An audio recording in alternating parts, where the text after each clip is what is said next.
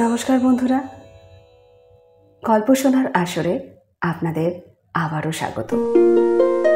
নানা স্বাদের গল্প শুনতে অবশ্যই সাবস্ক্রাইব করুন অডিও স্টোরিজ সুমনা চ্যানেলটি। গল্প ভালো লাগলে অবশ্যই লাইক করবেন এবং শেয়ার করবেন।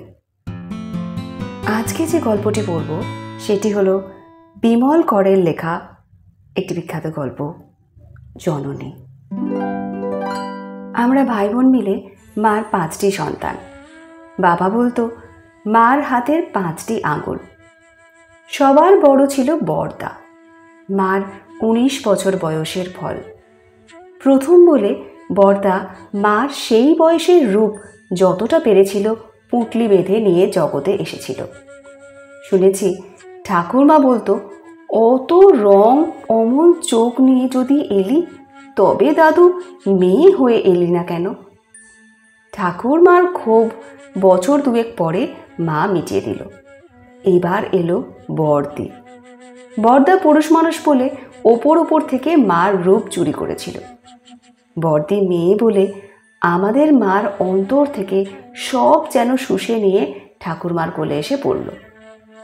নয়নের মণির মতন করে ঠাকুরমা বুড়ি বড়দিকে 3টি বছর আগলে রেখে লালন পালন করে ঝুলন পূর্ণিমাতে মারা গেল। বুড়ি মারা যাওয়ার সময় আমাদের 3 বছরের বড়দিকে মরণের ঘোরে রাধা কৃষ্ণর গল্প শোনাচ্ছিল। শোনাতে শোনাতেই স্বর থেমে গেল। আমরা এইসব গল্প মা বাবার কাছে শুনেছি। বাবাই বেশি বলতো। বাবারই অতীত মোহ অতিরিক্ত ছিল। বড়দির পর আমাদের মেজদা বাবার মতন, অবিকল বাবার মুখের আদল তার। সেই রকম লম্বা লম্বা হাত, গায়ের রং একটু তামাটে। ছোট আর আমি মাত্র 1.5 বছরের এদিক ওদিকে জন্মেছি। ছোটকে আমি দিদি বলিনি কোনো কালে, আজও বলি না। ছোট আমাকে ছেলেবেলায় করে বলতো, মানে কনিষ্ঠ। তার খ্যাপানোর ডাক থেকেই আমার ডাক নাম করি হয়ে গিয়েছিল। আমাদের সংসারে প্রথম শোক এলো বড়দির বিয়ের পর। তার স্বামী খারাপ রোগে ভুগছিল। বড়দির প্রথম ছেলেটা হলো নাক ভাঙা, বিকলাঙ্গ, মরে গেল। পরে আরও একটা পেটে এসেই নষ্ট হয়ে গেল। স্বামীর রক্তে কোন রোগের পোকা বংশবৃদ্ধি করেছে ততদিনে বুঝতে পেরে গিয়েছে বড়দি। নিজেও ভুগছিল। একদিন স্বামীকে ঘরের মধ্যে পুরে বাইরে থেকে ছিটকিনি তুলে দিয়ে বড়দি চলে এলো। আর স্বামী গৃহে যায়নি। বড়দির পর দ্বিতীয় শোক, মেজদার অন্ধ হয়ে যাওয়া। মেজদা দানাপুর যাচ্ছিল কাজে। ট্রেনে বড় ভিড়, যাত্রীরা ঢোকার দরজা বন্ধ করে রেখেছিল। মেজদা পান কেনার জন্য জানলা খুলে পানওয়ালাকে ডাকছিল। এক দঙ্গল বেহারিকে আসতে দেখে গোলমালের ভয়ে কাঁচের জানালা নামিয়ে চুপ করে বসে থাকলো। তারা প্রথমে দরজার কাছে গিয়ে ধাক্কাধাক্কি করলো, পরে জানালার কাছে এসে ক্ষিপ্তভাবে কি বলছিল। কামরার লোক মেজদাকে জানলা খুলতে বারণ করলো। তখন খুব আচমকা বাইরে থেকে একটা লোক তার টিনের সুটকেস জানলায় ছুঁড়ে মারল। কাঁচ ভেঙে তার ধারালো ফলা মেজদার চোখে মুখে ঢুকে গেল। রক্তে সর্বাঙ্গ লাল হলো। হাসপাতালে এক টানা 6 মাস কাটিয়ে বেচারা মেজদা ফিরে এলো বাড়িতে। তার 2 চোখ সে নির্বোধ সুটকেসওয়ালা অন্ধ করে দিয়ে ভিড়েই মিশে থাকলো। আমাদের তৃতীয় শোক, বাবার মৃত্যু। বাবা সন্ন্যাস রোগে মারা গেল। মার কাছে বাবা স্নান করছিল। অল্প অল্প জ্বর ছিল গায়ে। মা ঈষদুষ্ণ জলে বাবার গা ধুয়ে তোয়ালে দিয়ে মুছে দিচ্ছিল। বাবা মার কোলের ওপর হঠাৎ শুয়ে পড়ে কি বলতে গেল, পারল না।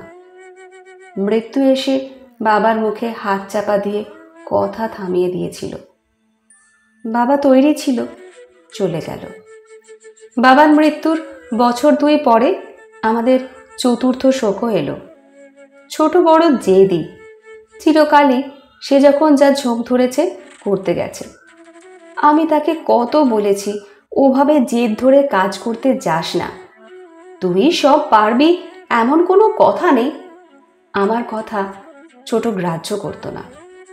তার ধারণা ছিল সে চেষ্টা করলে সব পারে।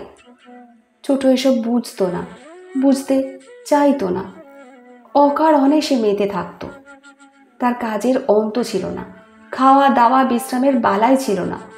সকালে মিশনারিদের অনাথ আলোয় গৃহিণীপনা করত, দুপুরে বড়দির সঙ্গে শখের চাকরি করতে যেত স্কুলে, বিকেল আর সন্ধ্যাবেলায় ফুলবাজারের সেই ঝুপসি ঘরটা লণ্ঠনের টিমটিমে বাতির আলোয় বসে ওর দলের ছেলে ছোকরাদের সঙ্গে রাজনীতির কাজ করত। একদিন ছোট বুঝতে পারল তার বয়সে যতখানি জীবনী শক্তি স্বাভাবিক, তার অনেক বেশি সে অত্যন্ত হঠকারীর মতন ব্যয় করেছে। এখন তার জীবনের কলসি ফাঁকা প্রায়।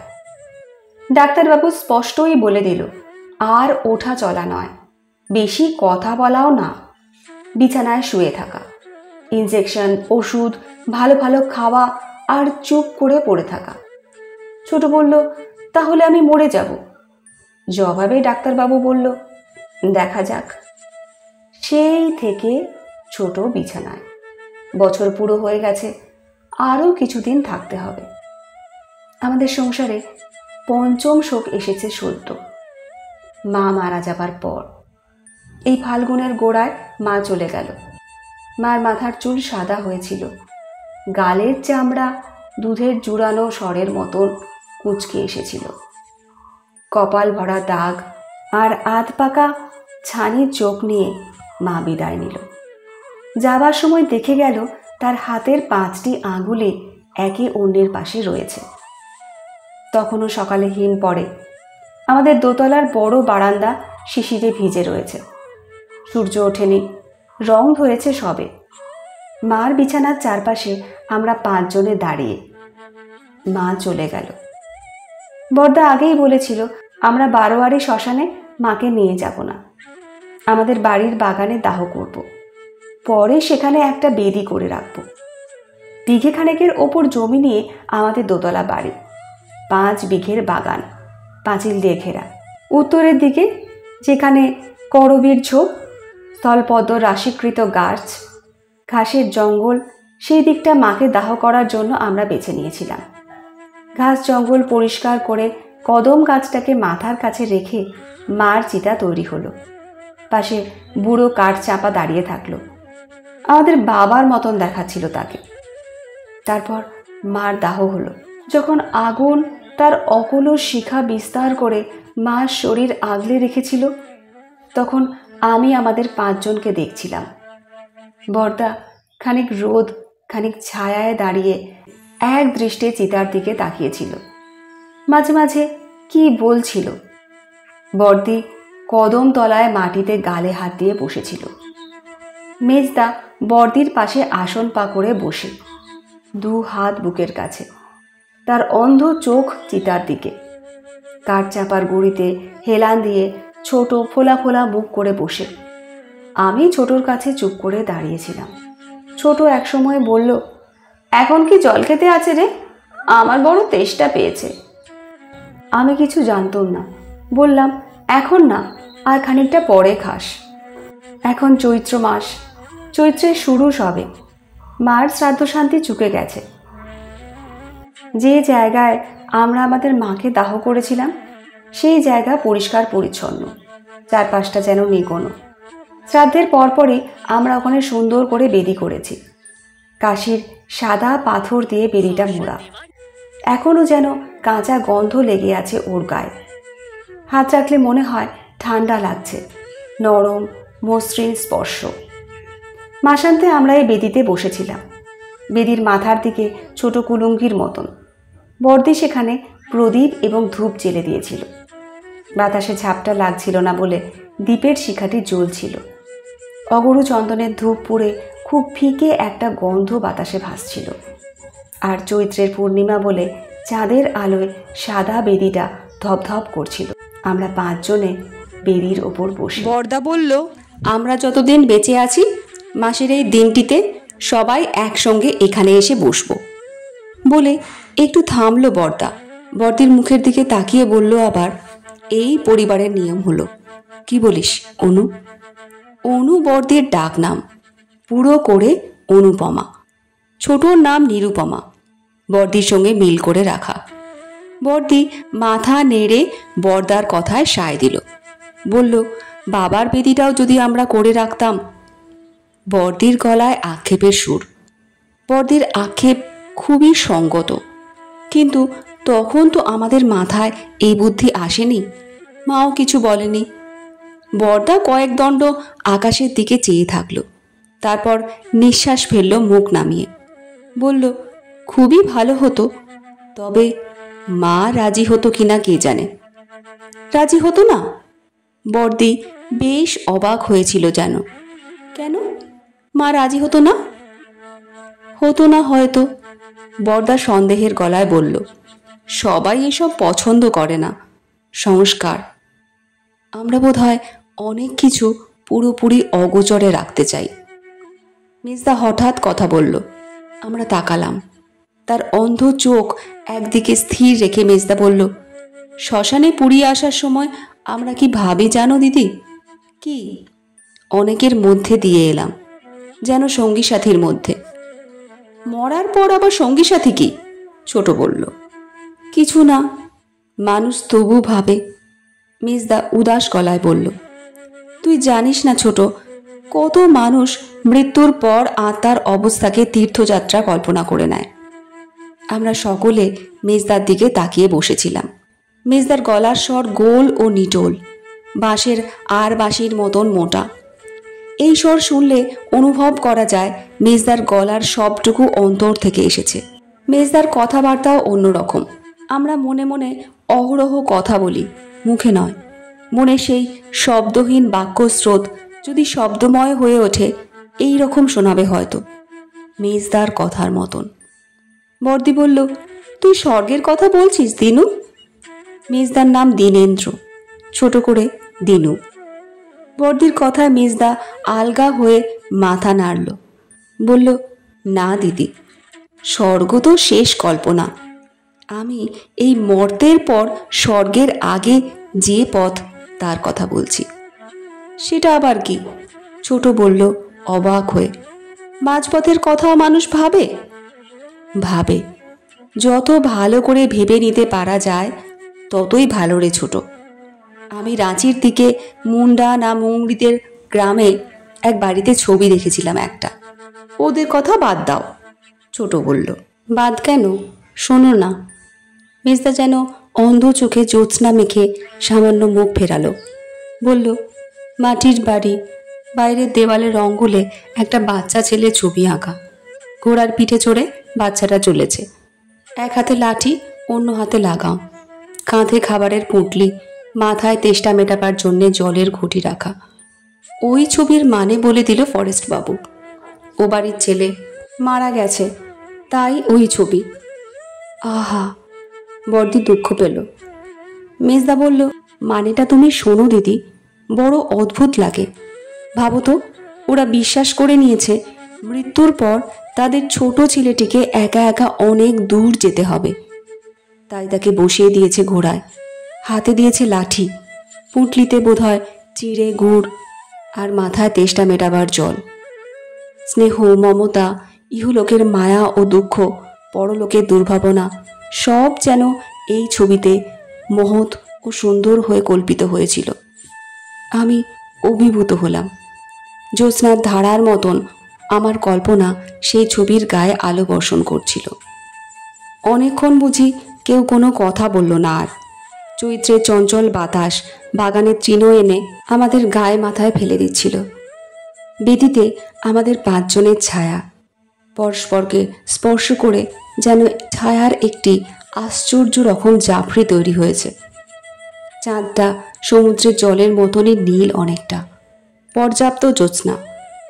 মার বেদির মাথার কাছে সেই বৃন্দাবনের কদম্ব গাছ, মার পাশে বুড়ো কাঠচাপা। কদম্ব গাছটার বয়স আমার সমান। বৃন্দাবন থেকে এনেছিল বাবা। এখনও বর্ষায় ফুল ফোটে। বর্দি প্রথমে নিঃশ্বাস ফেলল, বর্দার দিকে হাত বাড়িয়ে বলল, আমার গাটা একটু দেখতো দাদা। কেন রে, কি হলো? বর্দা উদ্বেগের গলায় বলল, আমায় যদি কেউ মার হাতে কিছু দিতে বলে, কি দেব রে? বর্দি আমাদের প্রত্যেকের মুখে একে একে তাকালো। তারপর কেমন করে যেন মাথা নাড়ল, বলল, জানি না কি দেব মার হাতে, কে জানে। কথাটা আমাদের কানের পাশ দিয়ে যেতে যেতে হঠাৎ যেন ঘুরে দাঁড়ালো। আমাদের মনোযোগ আকৃষ্ট হলো। সহসা অনুভব করলাম বিহ্বল হয়েছি। মার হাতে কি দেব, এই প্রশ্ন আচমকা বর্দি আমাদের সামনে জবনিকার মতন নিক্ষেপ করল। আমরা অসংবিত ও বিমূঢ় হয়ে বসে থাকলাম। তারপর ক্রমশ বর্দির কথার পরিপূর্ণ মর্ম আমাদের হৃদয়ে অনুভব করতে পারলাম। সমূলে সচকিত হবার মতন আমরা শিহরিত ও কম্পিত হয়ে দেখলাম এই প্রশ্ন যেন আমাদের সমস্ত বোধ অধিকার করেছে। আমরা কি দেব, কি দিতে পারি মাকে? মনে হলো এই অদ্ভুত প্রশ্নে আমরা আমাদের সম্মিলিত বোধ থেকে পৃথক হয়ে গিয়েছি। যেন কোনো ভয়ঙ্কর পর্বত চূড়ায় এনে কেউ আমাদের পরস্পরের দেহের সঙ্গে বাঁধা দড়ি কেটে দিয়েছে। আমরা সবাই চূড়ার অন্তিম প্রান্তে দাঁড়িয়ে আছি। স্তব্ধ নিঃসাড় হয়ে আমরা বসে থাকলাম। চাঁদের আলো কদম গাছের ছায়াটিকে বেদির সামনে শুয়ে রেখেছে। করবি ঝোপে বাতাস যেন ডুব দিয়ে সাঁতার কেটে কেটে যাচ্ছিল। শব্দ হচ্ছিল পাতার। আমরা আমাদের ছায়ার নকশা থেকে চোখ তুলে কখন যে শূন্য দৃষ্টি রেখেছি কেউ জানি না। বরদাই প্রথমে কথা বলল। মার কোলে বরদাই প্রথম এসেছিল। বরদাকে দিয়েই মার মাতৃত্ব শুরু। হয়তো তাই বরদা এই নীরবতা এবং অপেক্ষা প্রথমে ভাঙল। যেমন করে মার সন্তান কামনার অপেক্ষা ভেঙেছিল। অনু কিন্তু কথাটা মন্দ বলেনি। বরদা ধীরে সুস্থে নরম গলায় থেমে থেমে বলতে লাগলো, আমরা কেউ মৃত্যুর পরটর বিশ্বাস করি না। তবু ভাবতে ভালো লাগছে আমাদের মা দিনুর গল্পের মতন দীর্ঘ পথ হেঁটে যাবে। আমরা মার জন্যে কে কি দিতে পারি? আমরা প্রকৃতপক্ষে ওই একই চিন্তা করছিলাম। মার সেই দীর্ঘ অন্তহীন পথযাত্রায় আমরা মাকে কি সম্পদ দিতে পারি? বরদা দীর্ঘ করে নিঃশ্বাস ফেলল। কদম ছায়ার দিকে তাকিয়ে থাকলো কয়েক দণ্ড। তারপর মুখ তুলে বলল, কি যে দেব আমিও ভেবে পাচ্ছি না। বরদার গলার স্বর বিষণ্ণ উদাস। বরদিকে দেখল বরদা। কাঠ চাপার বুড়ো গাছটাকে অন্যমনস্কভাবে লক্ষ্য করল। মার অনেক দুঃখ ছিল, অনেক। আমি সব দুঃখের কথা জানি না। একটা দুঃখ জানি, আমায় নিয়ে। আমার মনে হলো বরদা ঠিক আমার মতন করেই ভাবছে। এই সংসারে মা কি পায়নি, কি অভাব তার ছিল, কি পেলে মার সে অভাব থাকতো না, আমরা এখন তাই ভাবছিলাম। মার এই পরবর্তী যাত্রায় আমরা বোধহয় মাকে সেই জিনিস দিতে চাইছিলাম যা এখানে দিতে পারিনি। সেরকম দুঃখ তো আমার জন্যেও মার ছিল। ছোট বলল বরদাকে লক্ষ্য করে। আমাদের সবাইয়ের জন্যই ছিল, বরদা জবাব দিল। তাহলে কি আমরা মার হাতে সেই দুঃখগুলো আর দিতে চাই না? ছোট অসহায়ের মতন শুধল।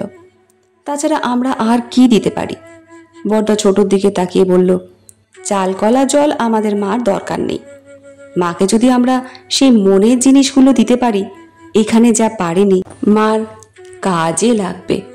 কাজ শব্দটা বরদা বড় করে উচ্চারণ করল।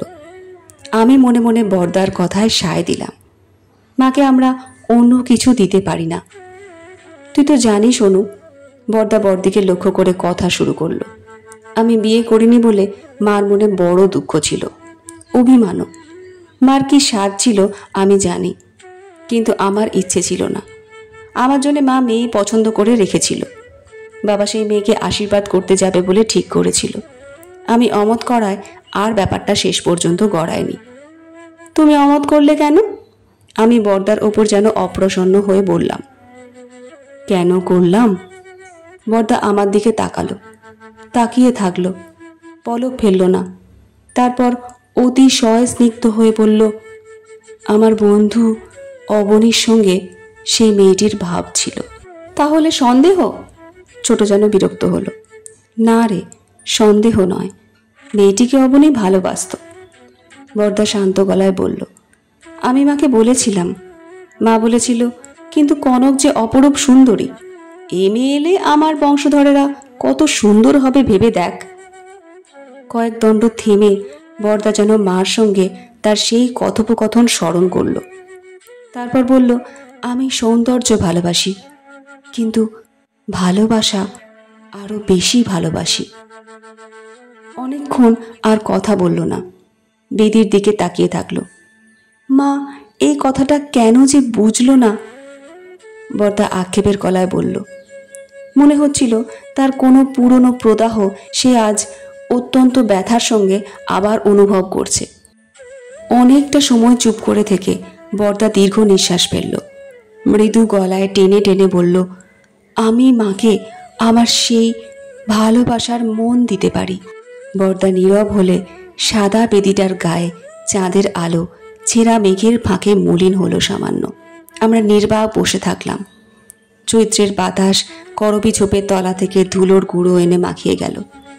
রাস্তা দিয়ে একটা টাঙা যাচ্ছে, টাঙাওয়ালার পায়ের টেপা ঘুঁটি বাজছিল। কদম গাছের ছায়া একটু যেন হেলে গেছে। তাহলে আমিও বলি, বর্দি বলল। বর্দার পরে বর্দিরই বলার কথা। আগে বর্দি দিশেহারা হয়ে বলেছিল, সে কি দেবে জানে না। এখন বর্দার কথার পর বর্দি মন স্থির করতে পেরেছে। বর্দি কি দেয় শোনার জন্যে আমরা সকলে মুখ তুলে তার দিকে তাকালাম। জ্যোৎস্না আবার স্পষ্ট হয়েছে। চন্দ্রকিরণে বর্দিকে রেশমের মতো নরম মসৃণ দেখাচ্ছিল। হাঁটু ভেঙে একপাশে হেলে বসেছিল বর্দি। তার হাতে সরু দুগাছা করে সোনার চুড়ি, সাদা হাতে মিনের কাজের মতন চুড়ি দুটো চকচক করছিল। অল্প সময় ইতস্তত করে বর্দি বলল, আমি অমন করে শ্বশুরবাড়ি ছেড়ে চলে এসেছি বলে মা কোনোদিন খুশি হয়নি। তুই তো জানিস দাদা, মা তোকে কতবার সেই লোকটার কাছে যেতে বলেছে। কেন বলতো? বলতো যাতে তুই তাকে ভুলিয়ে ভালিয়ে বুঝিয়ে সুঝিয়ে আনতে পারিস। সোজা হয়ে বসে নিল বর্দি। বাঁ হাত গলার কাছে নিয়ে গিয়ে তার মটর হাড়ে আঙুল রাখল। বাবাকেও মা বুঝিয়েছিল, আমি ওখান থেকে চলে এসে ভুল করেছি, অন্যায় করেছি। বরং চেপে বসে থাকলে তাদের জামাইকে শুধরে নিতে পারতাম। মা আমায় বলতো, এই তেজ দেখিয়ে তুমি তোমার ক্ষতি করলে, সারা জীবন ভুলবে। তুমি তো আজও মাঝে মাঝে কাঁদো বর্দি। ছোট আচমকা বলল। বর্দি ছোটর দিকে তাকালো, ভাবলো যেন। বলল, কাঁদি। আস্তে মাথা নাড়ল বর্দি। কাঁদি, মা কেন আমায় আবার বিয়ে করতে বলল না? তোমার কি আবার বিয়ে করার স্বাদ ছিল? আমি অবাক হয়ে বর্দিকে দেখছিলাম। হ্যাঁ, মা বাবা যদি বলতো আমি আবার বিয়ে করতাম। চামড়ার ব্যবসাদার সেই লোকটাকে ত্যাগ করে এসে আমি শুধু নিজেকে বাঁচিয়েছিলাম, কিন্তু আমার দরকারটুকু তো পাইনি। তোমার আবার বিয়ে করা খুব সহজ ছিল না বর্দি। ছোট বলল, না হয় কঠিনই ছিল, তাতে কি? বর্দি যেন দ্বিধাবোধ করে থামল। তারপর বলল, সংসারে এমন মানুষ ছিল যে আমায় বিয়ে করত। মার সাহস হলো না। একদিন আমি মাকে বলেছিলাম, রোগ, নোংরামি, কষ্ট সব সহ্য করি, তাতে তোমার আপত্তি নেই। আপত্তি সুখ পাবার ব্যবস্থা করতে। মা খুব অসন্তুষ্ট হয়েছিল, বলেছিল এবাড়ির মর্যাদা নষ্ট হোক এমন কিছু করতে আমি দেব না। মা মর্যাদা চাইতো, আমি সাহস চাইতাম। বর্দি সামান্য থামল। তার সমস্ত শরীর রেশম দিয়ে মোড়া সাজানো পুতুলের মতো দেখাচ্ছিল। ভাঙা হাঁটু, মাটির ওপর ভর করা হাত। নিঃশ্বাস ফেলে বর্দি বলল, মাকে আমি মানুষের উচিত সাহস দিতে পারিনি। মা যেন সেই সাহস পায়। কথা শেষ করে বর্দি আকাশের দিকে চোখ তুলল। আমরা স্তব্ধ। চৈত্রের বাতাস এসে কদমের কয়েকটি শুকনো পাতা ফেলে গেল। চাঁদের আলোয় একটা কাঠবেড়ালি কাঠচাপার ডাল বেয়ে এগিয়ে এসে আবার ছুটে পালালো। বেদির কুলুঙ্গির মধ্যে প্রদীপটা অকম্পিত জ্বলছে। ধূপধুনো ফুরিয়ে গেছে, আমরা আর গন্ধ পাচ্ছিলাম না। এবার মেজদার পালা। আমরা মেজদার কথা শোনার জন্যে অপেক্ষা করছিলাম।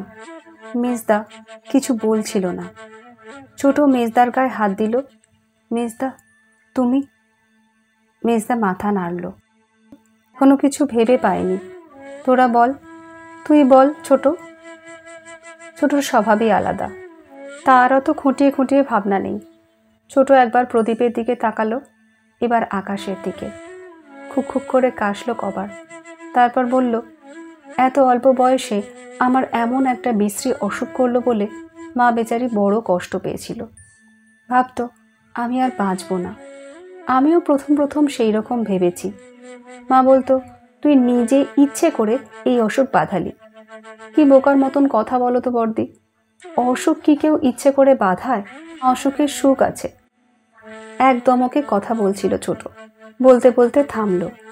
মনে হলো সে কোনো কিছু না ভেবেই কথা শুরু করেছিল, তারপর খেই হারিয়ে ফেলেছে, কি বলবে ভেবে পাচ্ছে না। আমরা চুপ করে থাকলাম। ছোট একটু যেন অপ্রস্তুত হলো, মাথার বেনি বুকের কাছে টেনে আগুলে জড়িয়ে দু চারবার দোলালো। ছোটর গায়ে হালকা রঙের একটা শাড়ি, গায়ে অর্ধেক হাত জামা। ছোটর কপাল ছোট, দুপাশের চুল তার প্রায় সবটুকু কপালই ঢেকে ফেলেছে। নাকটি লম্বা, চোখ দুটি খুব কালো। ছোটর হঠাৎ থেমে যাওয়া, হঠাৎ অপ্রস্তুত বোধ করা এবং এই আপাতত চাঞ্চল্য থেকে মনে হলো ছোট যেন খেয়ে খুঁজে নেবার চেষ্টা করছে। আরও একটু সময় নিল ছোট, সে তার কথা খুঁজে পেল। বলল, অসুখ কেউ ইচ্ছে করে বাঁধায় না, অসুখের সুখ নেই, তাও ঠিক। তবু আমি এই অসুখে পড়ে একটা সুখ পাচ্ছিলাম। তুমি তো জানো বর্দি, অসুখের সময় আমার বন্ধুরা খোঁজ খবর নিতে আসতো। বেশি আসতো সুশান্ত, প্রায় রোজই। অনেকক্ষণ থাকতো, আমায় ভোলাবার চেষ্টা করতো, বলতো এই অসুখ কিছুই না। মা কেন জানি এটা পছন্দ করতো না, একেবারেই নয়। ছোট তার দীর্ঘ বেনি কাঁধের ডান পাশে রাখলো, আকাশের দিকে তাকালো, আবার তাকিয়ে থাকলো। বলল, একদিন মা আমার সামনে সুশান্তকে বলল, তুমি তো ডাক্তার নও, কেন অযথা ওসব কথা বলো? ওকে বকিও না, বিরক্ত করো না। সুশান্ত তারপর থেকে আর আসতো না। আমি মাকে বলেছিলাম, অকারণে তুমি ওকে অপদস্থ করলে। মা বলেছিল, ওরা আমার অনেক করেছে, তোমায় মাতিয়ে এই অসুখ দিয়েছে। তা দিক, আর আমার সুখ দরকার নেই। ছোট আকাশ থেকে চোখ নামালো, তার গলা পাতলা, কাঁপছিল চোখ, যেন একটু চিকচিক করছে। ও বলল, মা আমার অসুখটাই দেখেছিল, সুখ দেখেনি। মা জানতো না জগতের সব রোগ কেবল ডাক্তার দিয়ে সারানো যায় না। আশা পাওয়া অনেক, ভরসা পাওয়ার কত শক্তি। ছোট আমার দিকে তাকালো। আমি মাকে আর কিছু দিতে পারি না, মন ছাড়া, আশা ছাড়া, ভরসা ছাড়া। মা যেন তার মনে ভরসা পায়। ছোট নীরব হলো। মার বেদিতে কদম ছায়া উঠে এসেছে। বর্দার পাশ দিয়ে ছায়াটা বর্দির কোলে গিয়ে বসেছে। বাতাবি লেবুর গাছটা অনেক দূরে, তার মাথার ওপর দিয়ে ভাঙা দেওয়ালের ফাঁকে রেল লাইনের বাতি চোখে পড়েছিল আমার। দশরথ ধোপার কুঠিতে ওরা গান গাইছে। গত সপ্তাহে দশরথের ছেলের বিয়ে হয়েছে। আজও থেকে থেকে সেই আনন্দের লহরী তোলে তারা। খুব যেন ক্লান্ত হয়ে ছোট তার মাথা আমার কাঁধে রাখল, বলল, করি, এবার তোর পালা। বড়দা বড়দি আমার দিকে তাকালো। মেজদা তার অন্ধ চোখ অনুমানে আমার দিকে ফিরিয়ে রাখল। সহসা অনুভব করলাম ওরা আমার হৃদয়ে লুকানো মার ছবি দেখার জন্যে সতৃষ্ণ চোখে চেয়ে আছে। আমার ভয় করছিল। কাঠগোড়ায় দাঁড়ানো কোনো সাক্ষীর বোধহয় জবানবন্দি দেবার সময় এই রকম ভয় হয়। এই মুহূর্তে সকলই স্তব্ধ। চৈত্রের বাতাসও শান্ত হয়ে আছে। দুধের ফেনার মতন জ্যোৎস্নায় আমার চারটি উৎকর্ণ আত্মীয় নিষ্পলকে আমায় দেখছে। বর্দার দিকে তাকিয়ে আমি কথা বলার আয়োজন করছিলাম। পর্দার পাশ দিয়ে বেদির কুলুঙ্গিতে প্রদীপ চোখে পড়ছিল।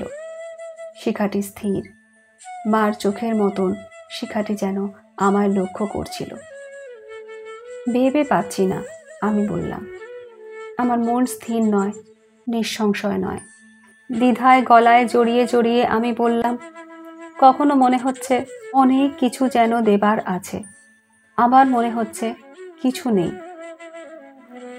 আমি সবচেয়ে ছোট বলেই মা আমায় তার শেষ গচ্ছিত ধনের মতন করে সরিয়ে রেখেছিল। মানুষ যেমন করে সিন্ধুকে অবশিষ্ট অলংকার তুলে রাখে, অনেকটা সেই রকম। ব্যবহার করতো না, দেখতো না। কথা বলার সময় ক্রমশ আমার মনে হচ্ছিল আমি ভয় কাটিয়ে উঠতে পারছি। গলা কাঁপছিল তখনও, তবু আমার স্বর স্পষ্ট হয়ে এসেছে অনেকটা। তোমরা মাকে যেমন করে পেয়েছ, আমি তা পাইনি। আমার মা আমাদের সংসারকে তেমন করে বুঝতে দেয়নি। ভাবতো আমার এসবে দরকার নেই। আমার মা আমাদের সংসারকে তেমন করে বুঝতে দেয়নি। ভাবতো আমার এসবে দরকার নেই। কিন্তু আমি মাকে দেখেছি। একবার মার সঙ্গে আমায় কাশি যেতে হয়েছিল। তোর মনে আছে ছোট? বাবা মারা যাবার পর মা একবার আমায় নিয়ে কাশি গিয়েছিল 15-20 দিনের জন্যে। তোরা ভেবেছিলি মার মন ভালো নয়, বাবার অভাবে মন বড় কাতর, তাই মা কটা দিন তীর্থর জায়গায় মন জুড়িয়ে আসতে গেছে। হয়তো খানিকটা সেই উদ্দেশ্যেই মা গিয়েছিল, কিন্তু সবটা নয়। আমার গলা স্পষ্ট হয়ে উঠেছিল। আমি আর ভীত হচ্ছিলাম না। আমার মনের সামনে সব স্থির হয়ে গিয়েছিল। যা খোঁজার আমি যেন তা পেয়ে গিয়েছিলাম। প্রদীপ শিখাটি শেষবারের মতন দেখে আমি চোখ ফিরিয়ে নিয়ে মেজদাকে দেখছিলাম। কাশিতে বাবার এক বন্ধু থাকতো, আমি কখনো তার নাম শুনিনি। বরদা বলল অবাক হয়ে, শচীন জ্যাঠামশাই? হ্যাঁ, তুমি তাহলে জানো? জানি বই কি, শচী জ্যাঠাকে আমি কতবার দেখেছি। তুইও দেখেছিস অনু? দেখেছি। বর্দি মাথা নাড়ল। বাবার সঙ্গে ব্যবসা করত, তারপর কি হয় আলাদা হয়ে গেল। তারপরে আর আমি শচী জ্যাঠার কথা শুনিনি। নানা জায়গায় ঘুরে শেষে তিনি কাশিতে গিয়েই শেষ জীবন কাটাচ্ছিলেন। আমি বললাম। বলার সময় শচীন জ্যাঠামশায়ের কাশির সংসার আমার চোখে ভাসছিল, স্পষ্ট, অনাবৃত। বাঙালি টোলার অন্ধকার গলিতে নরকের মতন ছোট ছোট খুপড়ি ঘরে ওরা থাকেন। উনি স্থবির হয়ে পড়েছেন। স্ত্রী শ্বাসরোগে শয্যাশায়ী। বড় ছেলে হোটেলের গাইডগিরি করে। দুটি মেয়ে, একটি পা খোঁড়া হয়ে গেছে টাঙা থেকে পড়ে, অন্যটি কোন বাড়িতে যেন রান্নাবান্নার কাজ করে দেয়। ছেলের বউ মারা গেছে দুটি বাচ্চা কাচ্চা রেখে। কাশির সেই অন্ধকার সরু নোংরা পাতকুয়োয় একটি অসহায় পরিবার গলা পর্যন্ত ডুবে। মা গিয়েছিল সেখানে বাবার পুরনো কোন ব্যবসায় শচী জ্যাঠা কবে কাগজপত্রে বাবার অংশীদার ছিল সেটা নাকচ করিয়ে আনতে। উনি সে কথা মনেও রাখেননি, মনে রাখার কথাও নয়। তবু মা আইনের ফাঁক রাখতে রাজি নয়। কে জানে কবে এই গর্ত খুঁড়ে সাপ বেরোবে না। 100 টাকার দুখানা মাত্র নোট মা শচীন জ্যাঠার হাতে দিয়ে সেই পুরনো অংশীদারি বাতিল করিয়ে নিল। আমি মাকে বলেছিলাম, তুমি তো অনেক আগেই এটা ওদের ছেড়ে দিতে পারতে মা। বাবাও তো কাঠের ব্যবসাটা আর করতো না। জবাবে মা বলেছিল, তুমি ছেলে মানুষ, বিষয় আশয়ের কিছু বোঝো না। এই ব্যবসা অন্যের তদারকিতে দেওয়া আছে। বছরে 1000-2 টাকা বাড়িতে আসে। টাকাটা আমি অকারণে খোয়াবো। অত স্বার্থত্যাগ আমি শিখিনি। আমার গলার শিরা যেন কেউ আঙুলে জড়িয়ে জড়িয়ে টানছিল। সেই যন্ত্রণায় আমি কিছুক্ষণ আর কথা বলতে পারলাম না। আমার সামনে শচীন জ্যাঠার পিচুটি ভরা চোখ দুটি ভাসছিল। কি দুর্গতি তাঁর! মা স্বার্থত্যাগ জানত না। আমি চাপা গলায় বললাম, মা দিন ছিল আর মন কৃপণ ছিল। আমায় যদি কিছু দিতে হয় আমি মাকে স্বার্থত্যাগ দেব, আর কিছু না।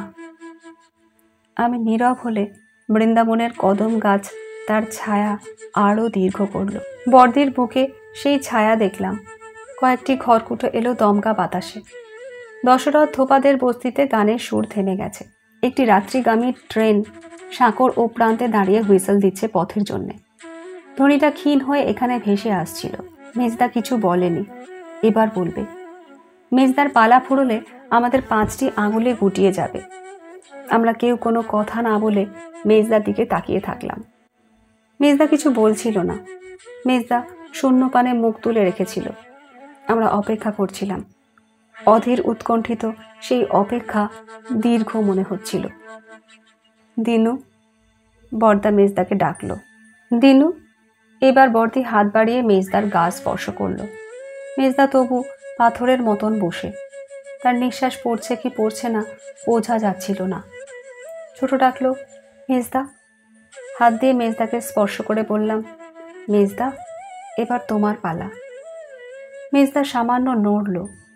আকাশের দিকেই তার মুখটি তোলা। অমল জ্যোৎস্না তার সমস্ত মুখ লেপে রেখেছে। তার দুই অন্ধ নয়ন নিবিড় করে সেই আলো মাখছিল। মেজদা তার সাদামাঠা মেঠো সুরেলা গলায় বলল, সৎকার শেষ হয়ে গেলে মানুষ আর কি দিতে পারে? তোমরা মার সৎকার শেষ করেছ, আমার কিছু দেওয়ার নেই। কয়েক দণ্ড থামল মেজদা, তারপর বলল, আমাকে যেন একটা নির্বোধ সুটকেসওয়ালা অন্ধ করে দিয়ে গেল। তেমনি মাকে এই সংসারের শনিতে অন্ধ করেছিল। মা যে কত অন্ধ আমি জানতাম। এই অন্ধ চোখ মাকে আর দিতে ইচ্ছে করে না। মা আমার হৃদয়ের চক্ষু পাক। মেজদা আর কিছু বলল না। কাশির সাদা পাথরে বাঁধানো মার বেদির উপর আমরা 5টি সন্তান বসে থাকলাম। শব্দহীন সেই চড়াচড়ে বসে অনুভব করলাম আমাদের মার সৎকার যেন এইমাত্র সমাধা হলো। সর্বগ্রাস এই দুঃখেও আমরা মার নির্বিঘ্ন যাত্রা কামনা করছিলাম। আমাদের যা দেবার সাধ্যমতো দিয়েছি। মা সেই অন্তহীন পথ অতিক্রম করুক।